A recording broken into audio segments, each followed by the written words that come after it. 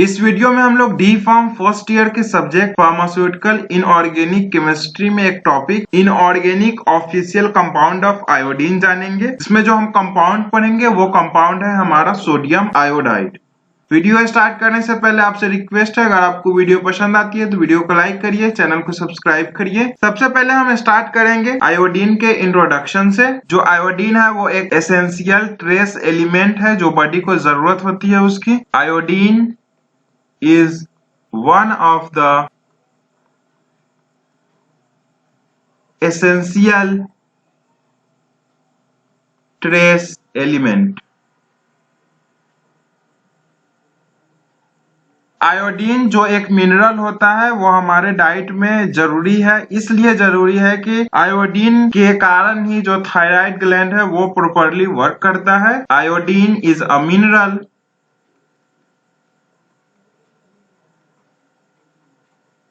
that is needed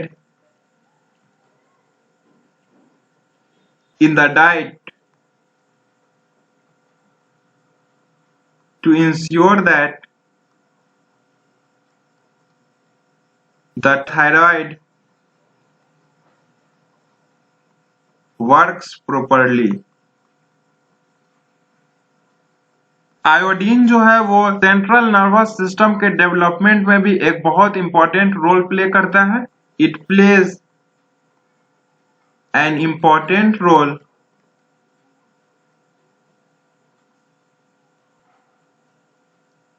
in the development of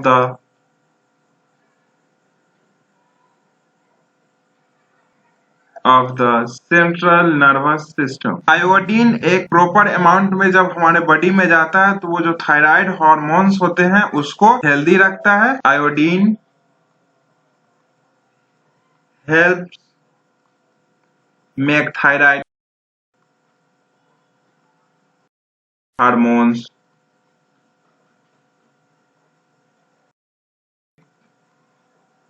which help keep cells and the metabolic rate healthy। अब हम metabolic rate के बारे में जानते हैं। मेटाबॉलिक रेट का मतलब यही होता है कि जो हमारे बॉडी में जो केमिकल रिएक्शन हो रहे होते हैं वो किस स्पीड से हो रहे होते हैं। The speed at which the chemical reaction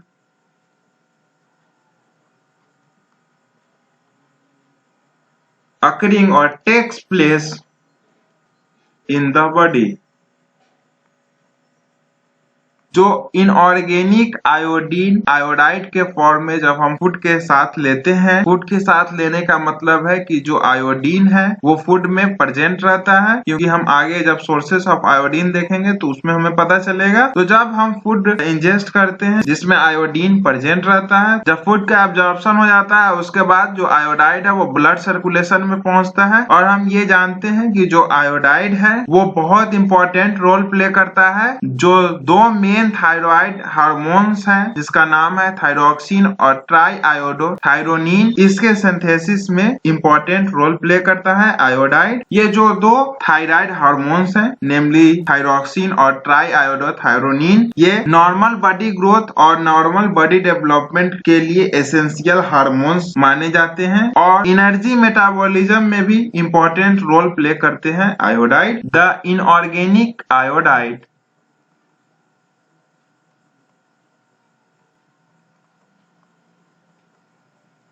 iodine ingested along with the food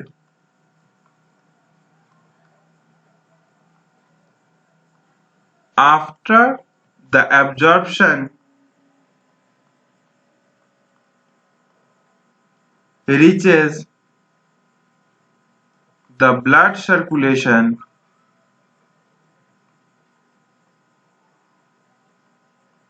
and plays an important role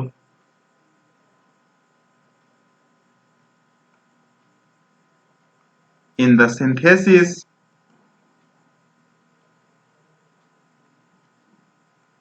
of two important thyroid hormone,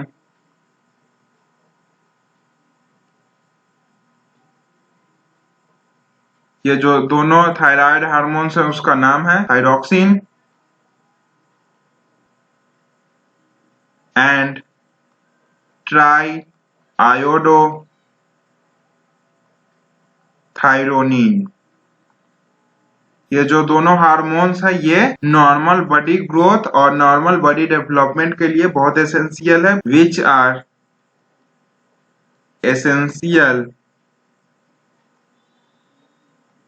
for the normal body growth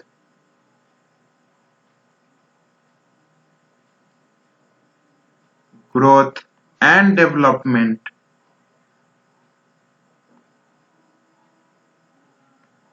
and also plays an important role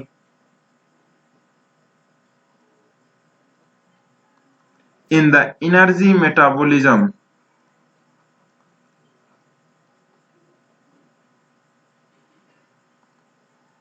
अब हम iodine के sources के बारे में जानते हैं। तो सी fish में आयोडीन ज्यादा मात्रा में रहता है, उसके बाद सेल फिश में भी आयोडीन ज्यादा मात्रा में रहता है। आयोडीन जो है वो प्लांट फूड में पाया जाता है, जैसे ग्रेन्स में, सीरियल्स में, बट जो लेवल रहता है आयोडीन का प्लांट फूड में वो वेरी करता है और वो डिपेंड करता है कि जो सॉइल में जहाँ पे प्लांट ग्रो किया है सॉइल में आयोडीन कितना अमाउंट में है। Iodine is also found in plant foods such as cereals and grains, but the level vary depending on the amount of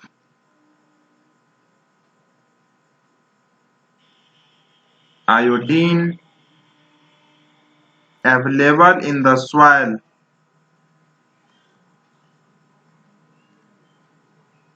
where the plants are grown. Iodine का body में कितना requirements है अब हम वो जानते हैं। फर्स्ट केसेज में हम मेल के लिए जानेंगे। रिक्वायरमेंट ऑफ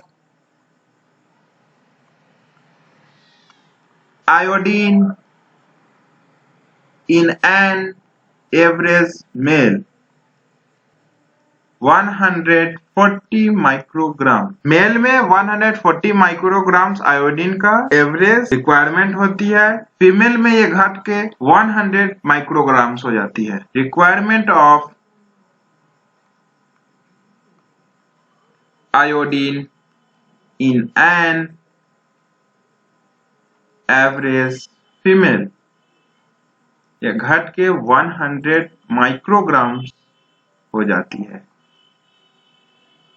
आयोडीन का जो प्रिपरेशन है वो साइट ऑफ यूज पे बेस्ड करता है। मेनली जो साइट ऑफ यूज है उसमें सबसे फर्स्ट है सिस्टेमिक यूज और जो सेकेंड है वो है टॉपिकल एप्लीकेशन। तो इस वीडियो में हम लोग सिस्टेमिक यूज पढ़ रहे हैं क्योंकि टॉपिकल एप्लीकेशन जो आयोडीन का है जिसमें पोविडॉन आयोडीन सॉल्यूशन पढ़ना है, strong iodine solution, weak iodine solution, aqueous iodine solution, ये सब हमें टॉपिकल एजेंट्स के अंदर पढ़ना है। टॉपिकल एजेंट्स के अंदर तो हम लोग एंटीमाइक्रोबियल्स जब पढ़ेंगे उसमें पढ़ेंगे आयोडीन प्रिपरेशन जो टॉपिकल एप्लीकेशन के लिए बना है।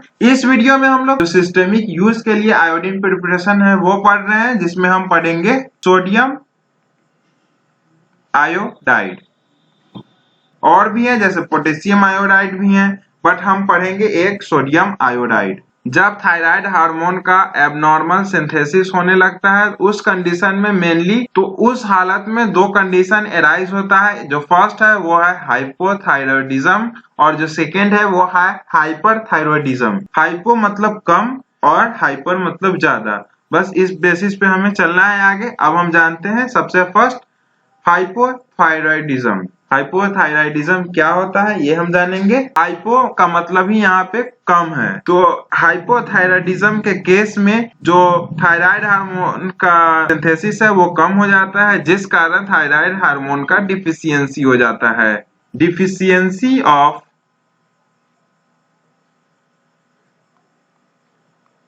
Thyroid hormones causes hypothyroidism. Hypothyroidism एक कंडीशन है जिसमें जो मेटाबॉलिक प्रोसेस रहता है वो सब स्लो डाउन हो जाता है, और जो ग्वाइटर जिसमें थायराइड ग्लैंड का इनलार्जमेंट हो जाता है वो हो जाता है, जिसमें नेक का स्वेलिंग हो जाता है। एक condition in which all metabolic processes are slowed down and goiter means that enlargement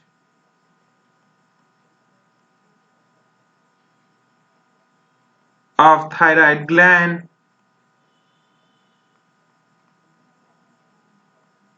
characterized by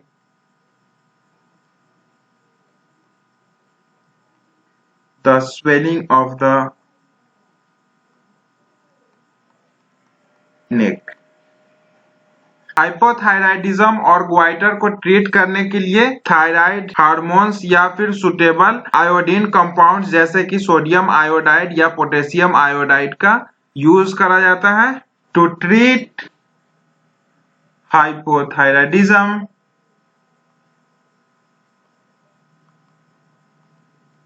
and goiter, thyroid hormone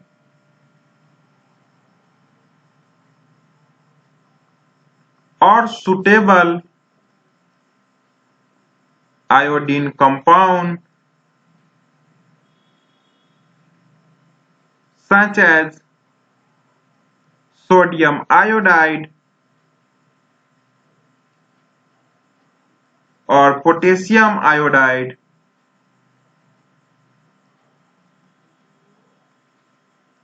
are used. इसके बाद जो सेकेंड कंडीशन एराइज हो रहा था वो कंडीशन है हाइपरथायराइडिज्म। हाइपरथायराइडिज्म के केस में जो थायराइड हार्मोन्स है उसका एक्सेसिव सेक्रेशन होने लगता है। It results from the excessive secretion of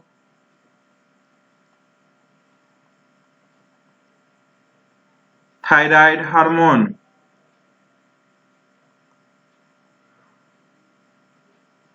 hyperthyroidism के कारण आई बॉल का इनलार्जमेंट भी हो जाता है। It leads to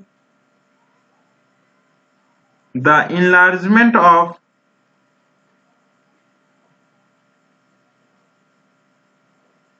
I balls.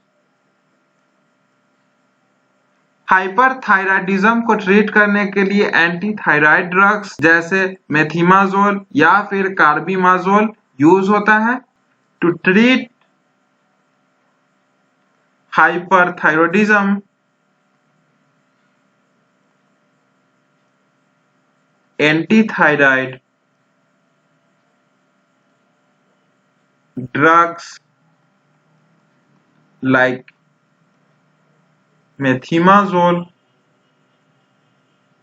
और कार्बिमाजोल आर यूज्ड। अब हम सबसे पहले आयोडीन का फॉर्मूला जानेंगे, कुछ प्रॉपर्टीज जानेंगे, यूजेस जानेंगे, उसके बाद हम लोग सोडियम आयोडाइड की तरफ बढ़ेंगे। तो आयोडीन का फॉर्मूला I2 होता है। आयोडीन एक एसेंशियल ट्रेस एलिमेंट है। मॉलिक्यूलर वेट आयोडीन का 253.8089 ग्राम पर मोल है। प्रॉपर्टीज हम जाने आयोडीन का, तो जो आयोडीन है वो heavy bluish black rhombic prism या प्लेट टाइप का रहता है। Iodine occurs as a heavy bluish black rhombic prism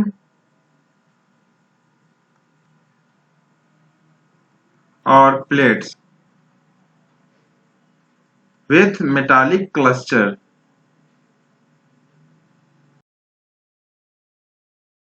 जो ऑर्डर रहता है आयोडीन का वो रहता है पेक्यूलियर। जो आयोडीन का ऑर्डर रहता है वो पेक्यूलियर रहता है, मीन्स द कैरेक्टरिस्टिक अलग तरह का ही रहता है ऑर्डर। और प्रॉपर्टीज जाने आयोडीन का, तो हायर टेम्परेचर पे आयोडीन मेल्ट कर जाता है। At higher temperature iodine melt. Iodine practically insoluble है वाटर में, practically insoluble in water, soluble in alcohol। और जो आयोडीन है वो फ्रीली सॉल्युबल है क्लोरोफॉर्म और ईथर में, freely soluble in chloroform and solvent ether. अब हम केमिकल प्रॉपर्टीज भी जाने, तो जो आयोडीन है वो कुछ नॉन मेटल्स जैसे फास्फोरस हो गया और मेटल्स जैसे कि आयरन हो गया, इन सभी के साथ कंबाइन कर जाता है। Iodine combines with some non-metal and with many metals। Example reaction देखें हम, जैसे फास्फोरस और आयोडीन कंबाइन करके फास्फोरस ट्राई आयोडाइड बना लेता है। इसको हम बैलेंस करें 2, 3 और 2। और हम रिएक्शन एग्जाम्पल देखें, जैसे आयरन हो गया और आयोडीन जब कंबाइन होगा तब ये आयरन डाई आयोडाइड बना लेता है। ये आयरन डाई आयोडाइड है और ये फास्फोरस ट्राई आयोडाइड। अब हम आयोडीन का यूजेस जाने, तो एंटी माइक्रोबियल्स में आयोडीन का यूज होता है as a germicide and fungicide. जो प्रिपरेशन यूज होता है जर्मिसाइड और फंगिसाइड के तरफ वो है aqueous and alcoholic solution of iodine. Further और यूज देखें हम आयोडीन का यूज है हाइपोथायराइडिज्म के ट्रीटमेंट में, used in the treatment of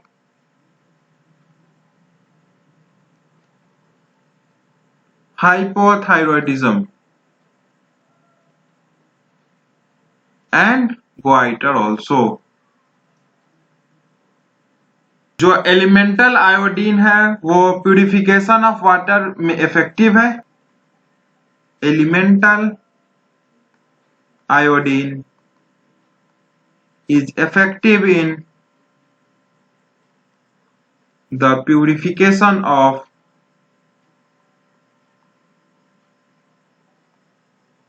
water.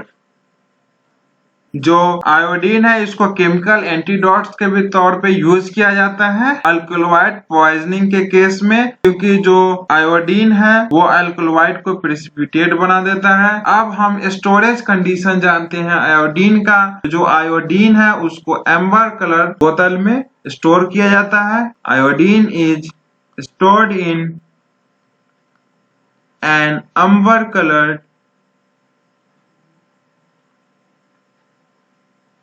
glass stupor tight container.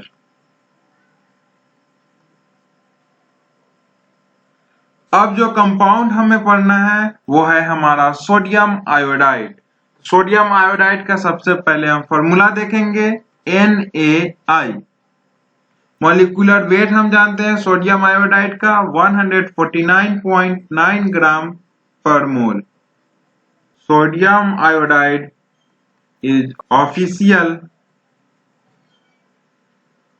In British Pharmacopoeia 1988। अब हम प्रिपरेशन जान लेते हैं सोडियम आयोडाइड का। तो फर्स्ट स्टेप में हमें क्या करना है, तो हमें सबसे पहले कंसंट्रेटेड सॉल्यूशन लेना है सोडियम हाइड्रोक्साइड का और उसमें कुछ एक्सेस अमाउंट ऑफ आयोडीन को ऐड करना है। ऐड करने के बाद हमें मिक्सचर ऑफ सोडियम आयोडाइड और सोडियम आयोडेट मिलेगा। Sodium iodide is prepared by adding slight excess of iodine to the concentrated solution of sodium hydroxide. This gives a mixture of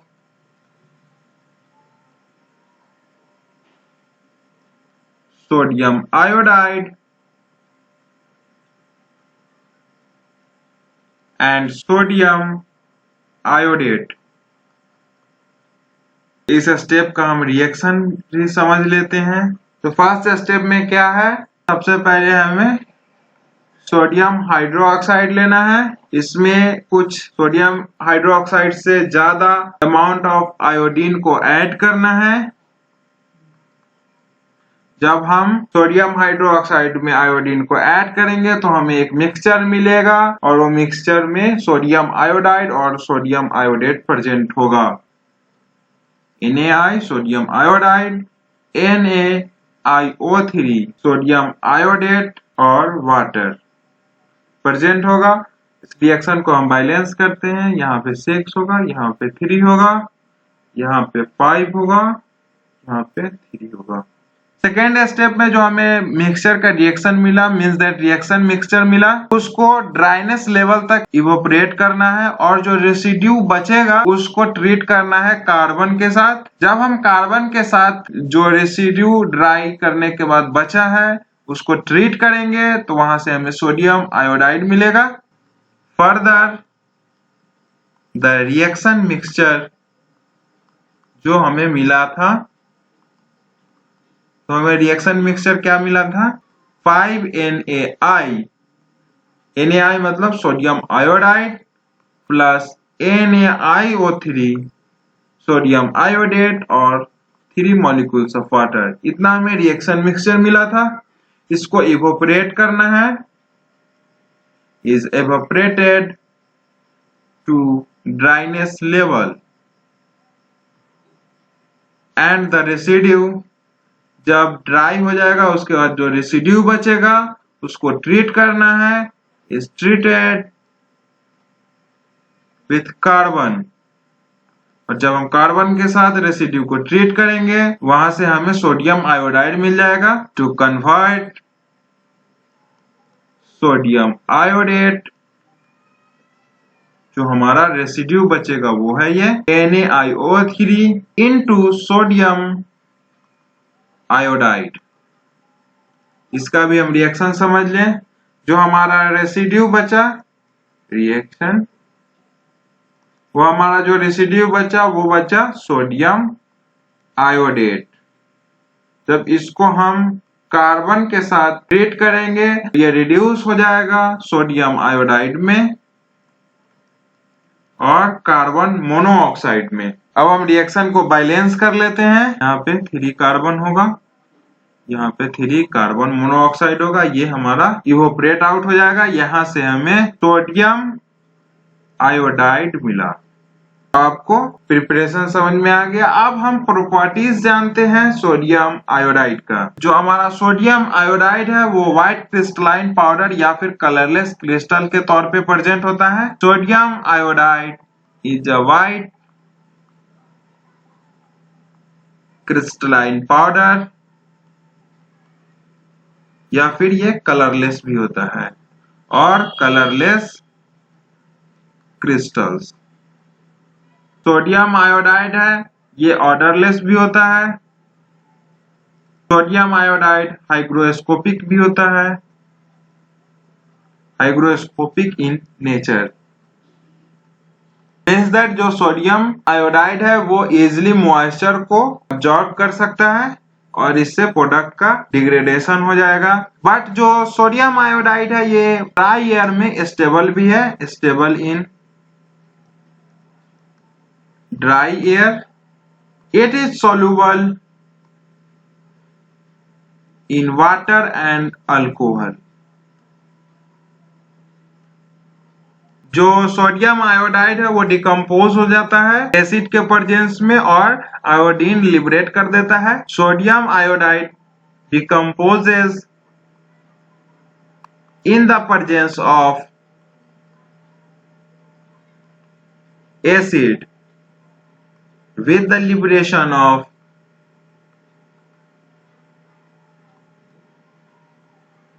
iodine. ये हमारा केमिकल प्रॉपर्टीज है। इसके बाद और properties हम जान लें तो जो सोडियम आयोडाइड का एक्वा सॉल्यूशन है वो सिल्वर नाइट्रेट के साथ येलो प्रेसिपिटेट बना देता है। The aqua solution of sodium iodide gives yellow precipitate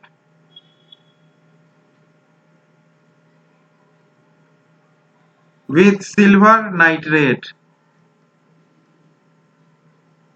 AgNO3। Reaction हम देख लेते हैं इसका। जो हमारा सोडियम आयोडाइड है ये सिल्वर नाइट्रेट के साथ जब कंबाइन होता है तो ये येलो प्रेसिपिटेट बनाता है सिल्वर आयोडाइड का AgI प्लस NaNO3। ये हमारा सिल्वर आयोडाइड है जो येलो प्रेसिपिटेट रहता है। NaNO3 ये हमारा सोडियम नाइट्रेट है। इसके बाद हम स्टोरेज कंडीशन जान लें सोडियम आयोडाइड का। सोडियम आयोडाइड को हम स्टोर करते हैं एक वेल क्लोज्ड कंटेनर में और ड्राई प्लेस पे इसको हम रखते हैं। Stored in a well closed container and kept in a dark dry place. अब हम सोडियम आयोडाइड का यूजेस भी जान लें तो सोडियम आयोडाइड या फिर पोटेशियम आयोडाइड ये दोनों कंपाउंड जो आयोडीन प्रिपरेशन है ये सबसे ओल्डेस्ट रेमेडी है थायराइड ग्लैंड के डिसऑर्डर को ट्रीट करने का। Is the oldest remedy for the disorder of the thyroid gland। Fungal infection के ट्रीटमेंट के लिए हम small dose of sodium iodide ले सकते हैं, वो एक इफेक्टिव है। Small dose of sodium iodide is effective in the treatment of fungal infection। Iodide और सोडियम आयोडाइड को हम रेडियो एक्टिव सब्सटेंस के तौर पे यूज करते हैं रेडियो फार्मास्यूटिकल्स में। इस वीडियो में बस इतना ही। होप आपको वीडियो पसंद आया होगा। वीडियो पसंद आया तो वीडियो को लाइक करिए, चैनल को सब्सक्राइब करिए।